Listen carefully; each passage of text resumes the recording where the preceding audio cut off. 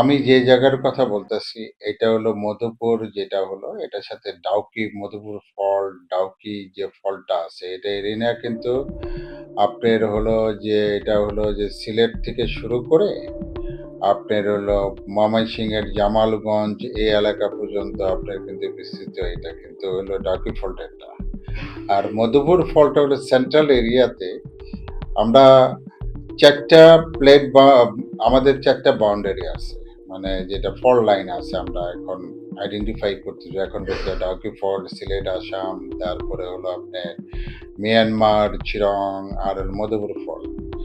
কিন্তু আমাদের এই যে আজকে যে আপনার ইয়েতে হলো, নরসিংদীতে হলো, তারপরে গত বছর আপনার হয়েছে আপনার হলো রূপগঞ্জে হয়েছে, দোহার হয়েছে।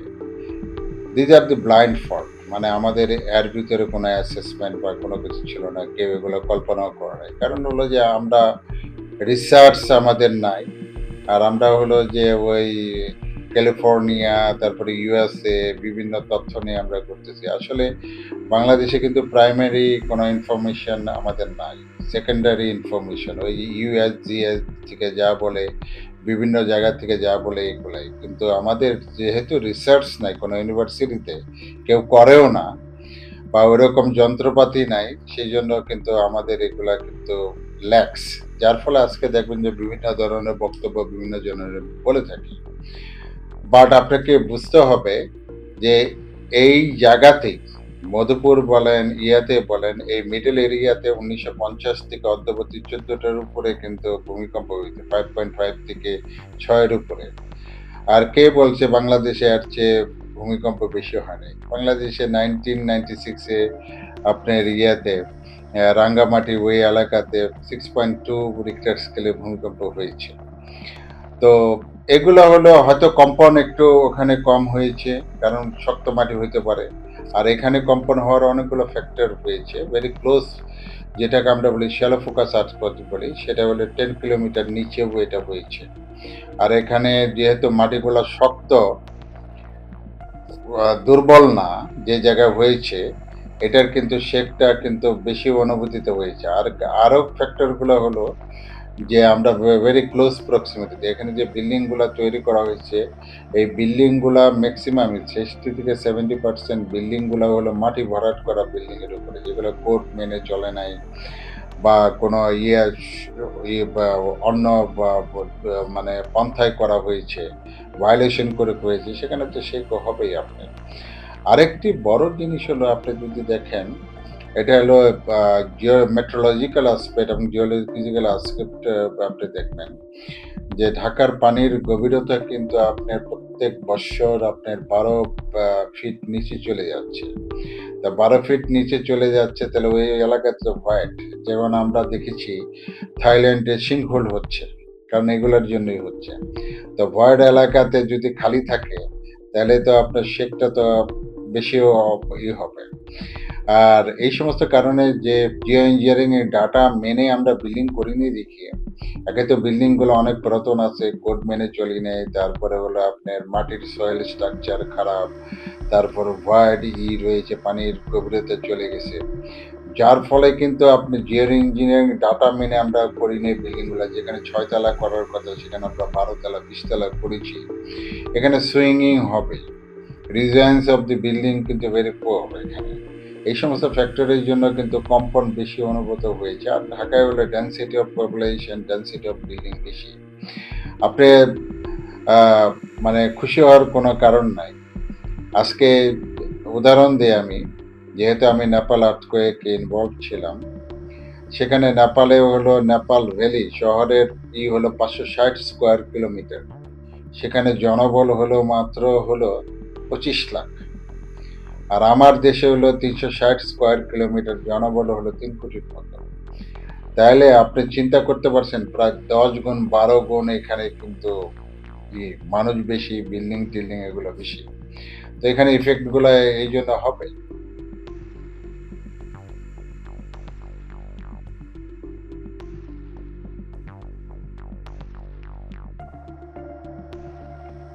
সেট এখন পর্যন্ত 5.7-এর উপরে যায় নাই, তার মানে 5.7 হলো আপনার মেন শক।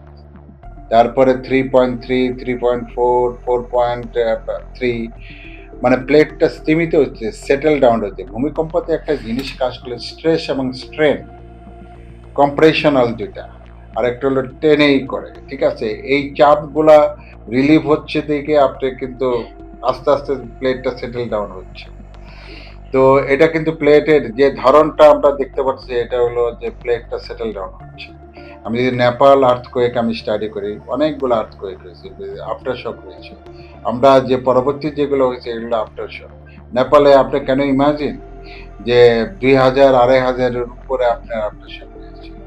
তারপর আনাতলি ফল্টের কথা আমরা যেতে বলি, তুরস্কে অনেক আফটার শক হয়েছে, কিন্তু মেন শকের উপরে আর যায় না। আমরা যদি সেগাইন ফল্টে যেটা হলো কিছুদিন আগে, যেটা আপনি থাইল্যান্ডে বড় ধরনের আঘাত হলো, সেখানেও কিন্তু অনেকগুলো আফটার শক হয়েছে, মেন শকের উপরে কিন্তু আপনি যায়। তো এখন যেগুলো হচ্ছে মানে আফটার শক, প্লেটটা স্তিমিত হয়েছে, আমি আপনাকে বলতে পারি এই ধরনের ইন্ডিকেশনে যেটা আছে পৃথিবীতে, এই জায়গায় বা যে জায়গায় মেন শক হয়, আফটার শক অনেকগুলো হয়, এই জায়গায় কিন্তু 5.7 যেখানে হয়েছে এর উপরে হওয়ার সম্ভাবনা খুবই ক্ষীণ, যদি না আল্লাহ তালা, যদি না আল্লাহ তালা করে থাকে, সেটার জন্য আমরা 2% বা 5% আমরা রাখতে পারি। বাট এখানে আপাতত হওয়ার বড় ধরনের আর্থকোয়েক হওয়ার সম্ভাবনা নাই। এই জায়গায় এটা বলতে পারি, একমাত্র 5% আল্লাহ তালার উপরে রেখে রাখলাম, যদি আল্লাহ তালা যদি করে থাকে।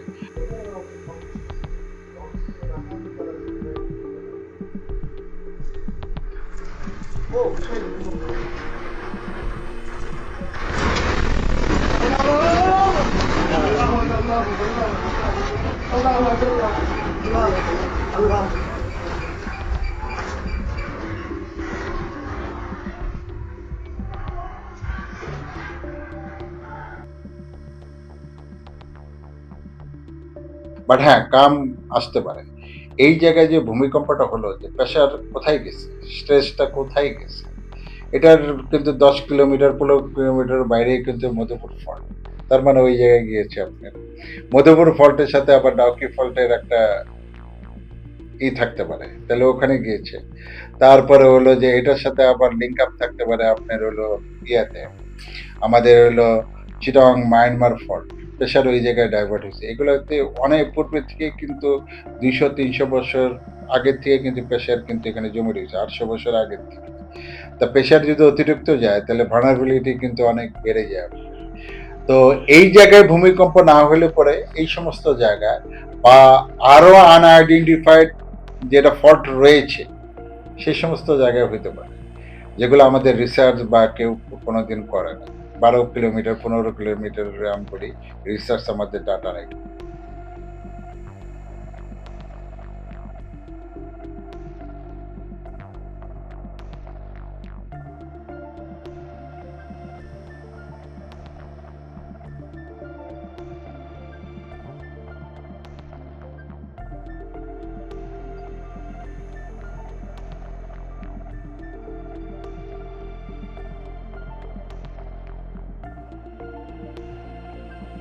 তো হাইপোথিসিস ওয়েতে বলে না বলে, প্যানিক না করে, কাম হোয়াট মে, আজকে আপনি কেন এগুলো বলবেন? আপনি 9 রিক্টার স্কেলের ভূমিকম্প এটা কল্পনা করে আপনি কেন বলবেন? বাট যে জিনিসটা দরকার আছে, ভূমিকম্প হবে বাংলাদেশে, আজকে হোক কালকে হোক ভূমিকম্প হবে, এটা থাকবে। কারণ যে পরিমাণে আরবানাইজেশন হচ্ছে, এবং আমার ইনারে শুধু না, আমার তো থ্রেড ইনারে না, আজকে হয়তো আপনি নরসিংদে বলছেন, হোয়াট অ্যাবাউট আপনার যদি তিব্বত ফল্টে হয়, তারপরে শিলং মেসিভে যদি হয়, স্যাগাইনে যদি আরেকটা বড় ধরনের হয়, নেপালে যদি আরেকটা বড় ধরনের হয়, যেমন ভুটান ইয়েতে, এগুলোর সাথে তো লিঙ্ক আপ, বিরাট লিঙ্ক আপ। তো সেটার কিন্তু ইনডাইরেক্ট ইফেক্টটা কোন জায়গায় হবে? যেখানে দুর্বল কাঠামো আছে, দুর্বল মাটি আছে, সেই জায়গাতে হবে। কোনো না কোনোভাবে আমরা এক্সটার্নাল এবং ইন্টারনাল কোনো না কোনোভাবে ভূমিকম্পের জন্য আমরা খুবই থ্রেটেড হচ্ছি।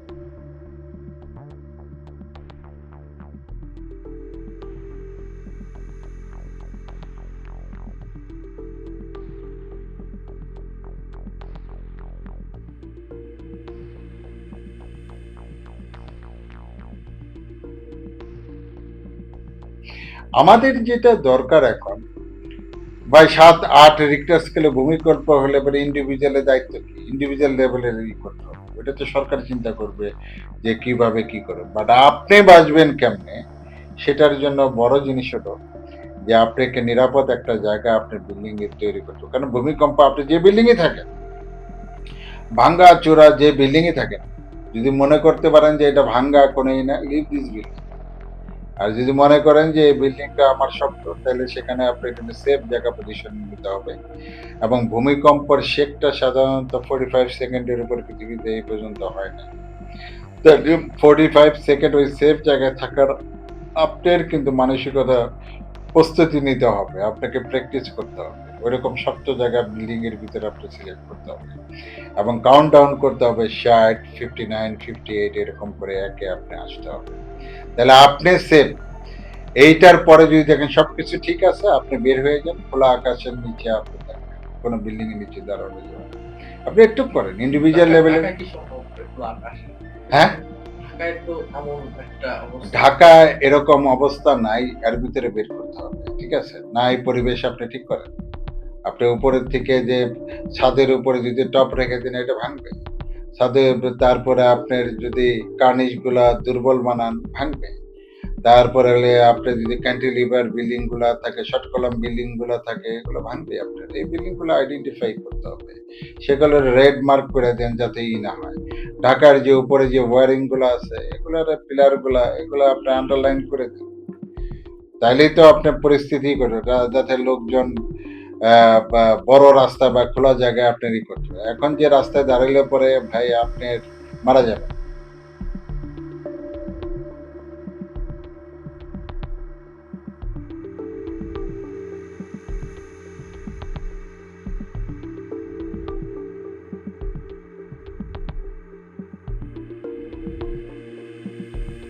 আমি যত লোক মারা গেছে সব হলো সারফেস ক্যাজুয়ালি, হয় কেউ বারান্দা দাঁড়াই ছিল, ওখান থেকে পড়ে গেছে, এবং নিচে লোকজন দাঁড়াইছে, ওই ইট পরে টরে সিঁড়ি টিড়ি পরে লোকজন মারা গেছে, এবং কনস্ট্রাকশনের যে আপনার ফ্রেম আছে এগুলো পরে লোকজন মারা গেছে, বাঁশ পরে মারা গেছে, তারপরে পিলার পরে মারা গেছে, এগুলো সারফেস।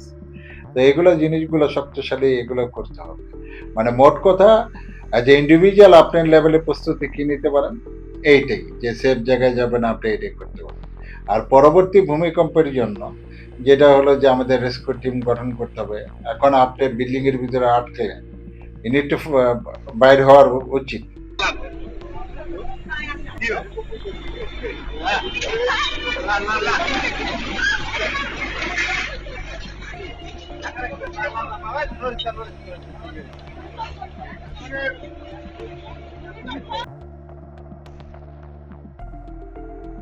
যে ২,০০,০০০ ৩,০০,০০০ বিল্ডিং ভেঙে যাবে। আমি জানি না আদৌ ভাঙবো কিনা।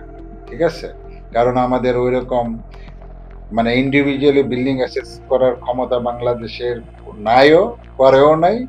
এরকম মানে স্যাম্পলিং যে এটা হলো ২০০০ সালের বিল্ডিং এরকম, তার মানে সব বিল্ডিং গুলো ওইভাবে নিচ্ছে ২০০০ আগের যে বিল্ডিং গুলো সব এই খাতে ফেলাই দিচ্ছে। কিন্তু ইন্ডিভিজুয়ালি যে বিল্ডিং এটা অ্যাসেসমেন্ট কিন্তু বাংলাদেশে এখন পর্যন্ত হয় না। যতক্ষণ পর্যন্ত আপনি না করতে পারবেন ততক্ষণ পর্যন্ত আপনি কিন্তু হাইপোথিসিস বইতেই বলবেন বা ক্যাটাগরিতে বলতে হলে পরে এরকম যে ৭২,০০০ বা ৪,০০,০০০ ৬,০০,০০০ ভাঙবে, যদি এটা বলতে চান তাহলে কিন্তু ইন্ডিভিজুয়াল অ্যাসেসমেন্ট আপনাকে কিন্তু করতে হবে। তা না হলে পরে এটা কিন্তু হাইপোথিসিস বইতে হয়ে যাবে।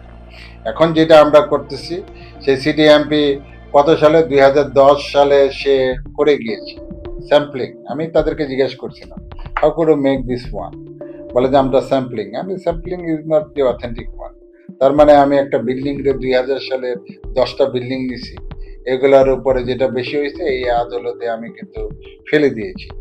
কিন্তু আমরা ইন্ডিভিজুয়াল যে অ্যাসেসমেন্টটা সেটা আমরা কিন্তু করি নি। যার ফলে আমরা কিন্তু এই যে হাইপোথিসিস বইতে এই জিনিসগুলো আমরা বলছি।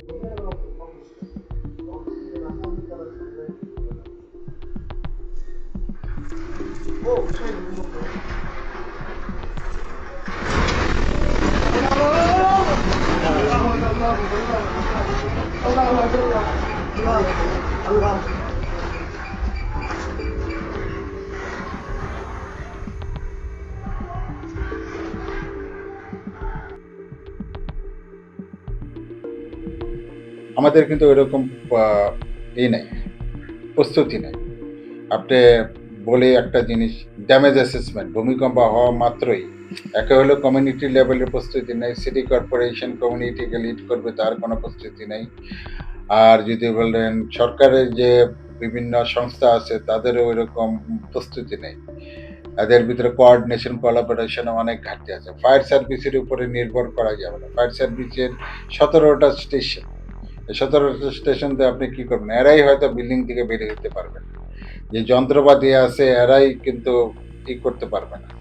আমার যেটা মনে হয় যে আমাদের যেটা দরকার সেটা হলো ইন্ডিভিজুয়াল লেভেলে প্রিপারেশনটা নেওয়া। প্রত্যেক ঘরে কিছু, কিছু রেস্কিউ ইকুইপমেন্ট থাকবে। কমিউনিটি লেভেলে রেস্কিউ ইকুইপমেন্ট থাকবে।